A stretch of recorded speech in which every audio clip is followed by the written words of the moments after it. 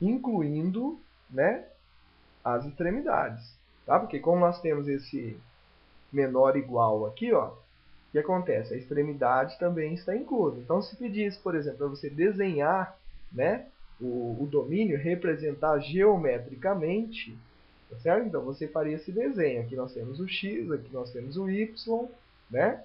Aqui 1, menos 1, menos 1 e 1.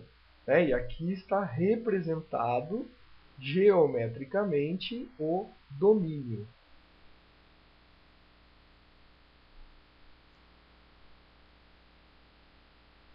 Muito bem. Aqui é um exemplo 3. Nós temos a seguinte figura. Olha, tem uma função f de xy que é dada por x sobre x menos y. Né? Então, essa função aqui ela está bem definida, né, se o denominador, x menos y, ele for diferente de zero. Tá? Então, se ele for diferente de zero, então, ok. Então, está bem definida a nossa função. Tá, então, mas para que x menos y seja diferente de zero, nós precisamos ter x diferente de y. Né? Então, na hora de representarmos o nosso domínio, nós vamos colocar esta condição. Então, domínio seriam x e y pertencentes a R2, tal que x seja diferente de y. Certo?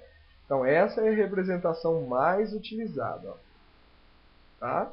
Domínio x e y pertencente a R2, tal que x é diferente de y. Se x tem que ser diferente de y, vamos ver como é que fica então essa representação aqui geométrica. Tá? Então, o que a gente faz? Quando eu vou desenhar, primeiro eu vou desenhar uma reta y igual a x. Tá certo? Então, y igual a x. Então, nós vamos pegar aqui, ó, essa linha, tá, pontilhada, ela indica a reta y igual a x. Só que eu estou dizendo que o domínio aqui, ele está pedindo o quê? Os valores de x diferentes dos valores de y. Tá? Então, x tem que ser diferente de y. Então, o que a gente vai fazer? Nós só vamos pegar a parte do plano que não faz parte dessa reta. Então, nós vamos pegar todo o plano. Tá? Nós só não vamos pegar essa reta pontilhada, que é a reta y igual a x. O resto, tudo faz parte do domínio da função.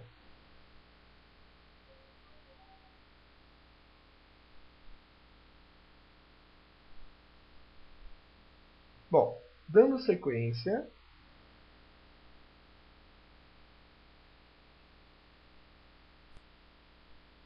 muito bem, pessoal. Então, outra aplicabilidade disso daqui, né, seria nessa função aqui. Ó, tá? Então, nós temos lá a função arcseno de x mais y. Né? O arcseno é a função, na verdade, é a função seno ao menos 1 de x mais y. Tudo bem? Então, depois, quando vocês chegarem lá na etapa 5, na etapa 6, muito bem. Então, nesse caso aqui, o que a gente vai fazer? Nós temos a função arcseno de x mais y. Né?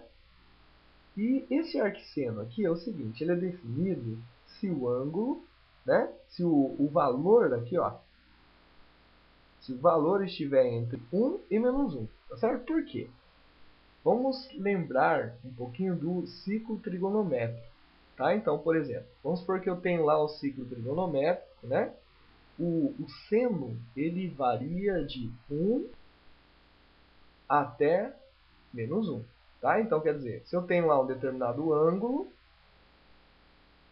né? Se você pega lá um determinado ângulo, né? Então nós dizemos que o seno do ângulo, né? O que acontece? O seno do ângulo ele é menor ou igual a 1 e é maior ou igual a menos 1. Então, ele varia aqui, ó, nesse pedaço aqui, tá certo? Quando a gente pega o valor do arco-seno, né? Quando a gente pega lá o arco-seno, então a gente tem essa definição aqui. Nós estamos definindo ele de menos 1 até 1. Tá certo? Então, é uma definição devida a esse fato, né, que nós temos do seno variar de menos 1 a 1. Tá? Então, quer dizer, bom, se esse u ele varia de menos 1 a 1, conforme foi definido nessa função, então quer dizer que o u está fazendo o papel do x mais y.